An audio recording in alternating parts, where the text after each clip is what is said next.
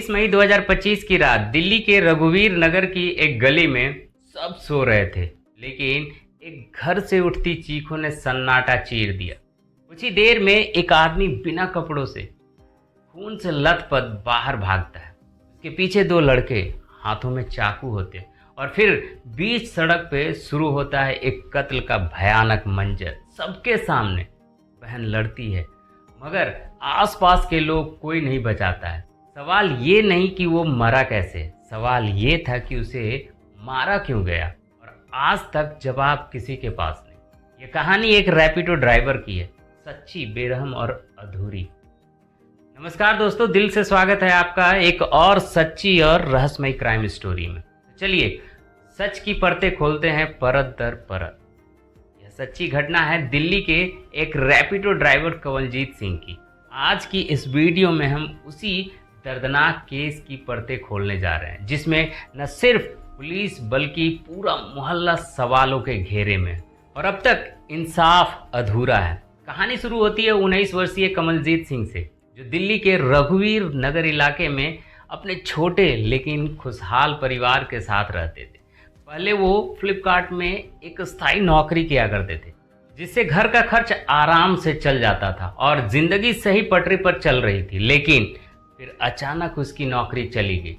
नौकरी क्यों गई, इसकी कोई पक्की वजह सामने नहीं आई, पर इस एक झटके ने उसकी जिंदगी की रफ्तार धीमी कर दी। घर में वही अकेले कमाने वाले थे, इसलिए पूरा बोझ उसके कंधों पर आ गया।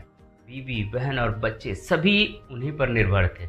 उन्होंने नौकरी के लिए बहुत कोशिशें की, लेकिन कोई अस्थायी काम नहीं मिला। सुबह जल्दी निकलते थे, देर रात थक कर लौटते थे। घर पर समय बिताने का मौका भी नहीं मिलता था, लेकिन उन्हें उम्मीद थी कि एक दिन सब कुछ ठीक हो जाएगा। फिर आया 19 मई की वो रात, जो शुरुआत में बिल्कुल सामान्य था, लेकिन कुछ ही घंटों में सब कुछ बदल देने वाला था। उस दिन उसकी पत्नी ज्योति की एक छोटी सी सर्जरी के बाद अस्पताल से घर वापसी हुई थी। वह घर में आराम कर रही थी। माहौल शांत था। कंवलजीत काम से लौटे और ऊपर फ्लोर में बने बाथरूम में नहाने चले गए, लेकिन कुछ ही देर बाद ऊपर से जोर जोर की चीखें आने लगी। ज्योति कंवलजीत का नाम पुकार रही थी। आवाज में डर, घबराहट और दर्द साफ महसूस हो रहा था। ज्योति खुद सर्जरी के बाद चलने के हालात में नहीं थे, इसलिए उसकी बहन बलजीत घबरा कर ऊपर दौड़ी। ऊपर पहुंचते ही बलजीत की होश उड़ गए। बाथरूम के दरवाजे पर खून फैला था। अंदर कंवलजीत खून से लथपथ बिना कपड़ों के जमीन पर पड़े थे। सामने दो युवक खड़े थे, जिनके हाथों में चाकू थे। उन्होंने कंवलजीत पर बेरहमी से वार करना शुरू कर दी। बलजीत के सामने यह सब कुछ किसी खौफनाक बुरे सपने जैसा था। बलजीत ने खुद की जान की परवाह किए बिना हमलावरों से भिड़ने की कोशिश की। वो दोनों को रोकने लगी और अपने भाई से चिल्लाकर बोली, भाई भागो, जान बचाओ। कंवलजीत किसी तरह वहां से दौड़ पड़े, लेकिन उनमें से एक हमलावर ने बलजीत के सिर पर वार किया और उसे जोर से धक्का देकर गिरा दिया। इसके बाद दोनों कंवलजीत के पीछे भागे और कंवलजीत को पकड़ लिया। कंवलजीत को घसीटते हुए नीचे गली में ले जाया गया।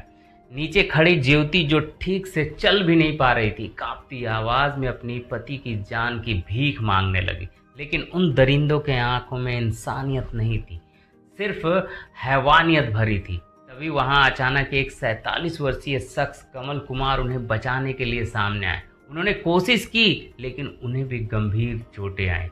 इसके बाद हमलावरों ने कंवलजीत को गली में सबके सामने चाकुओं से गोदना शुरू कर दिया, और तब तक गोदा जब तक कि वह अधमरा नहीं हो गया। उन्होंने कंवलजीत पर 20 से ज़्यादा बार वार किए थे। बाथरूम में जो वार हुए थे वो तो अलग ही थे। ये सब कुछ मोहल्ले के लोग अपने दरवाजे से देख रहे थे, लेकिन कोई कुछ नहीं बोला। हमलावरों के जाने के बाद बलजीत ने कंवलजीत और कमल कुमार को पास के गुरु गोविंद सिंह हॉस्पिटल में रात करीब 3:15 पर भर्ती करवाया।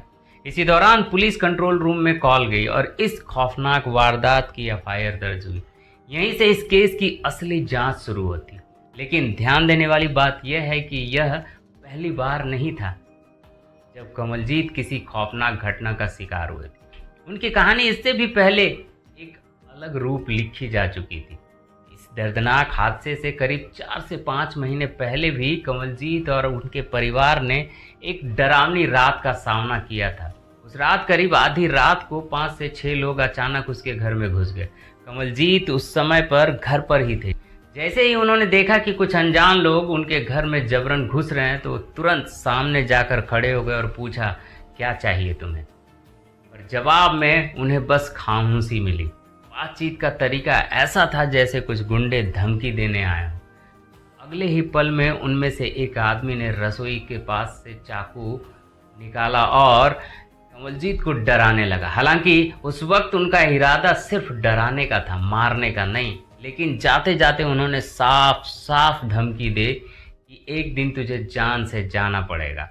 यहीं से कमलजीत को समझ में आ गया कि मामला अब किसी मामूली झगड़े या बहस का नहीं था, कुछ बड़ा और खतरनाक होने की तैयारी चल रही थी। उन्होंने तुरंत परिवार से बात की और पुलिस में शिकायत दर्ज करवाई। लेकिन इसके कुछ ही दिन बाद होली के दिन उन्हीं लोगों ने हमला कर दिया, कमलजीत के सिर पर वार किया और सिर को बुरी तरह से घायल कर दिया।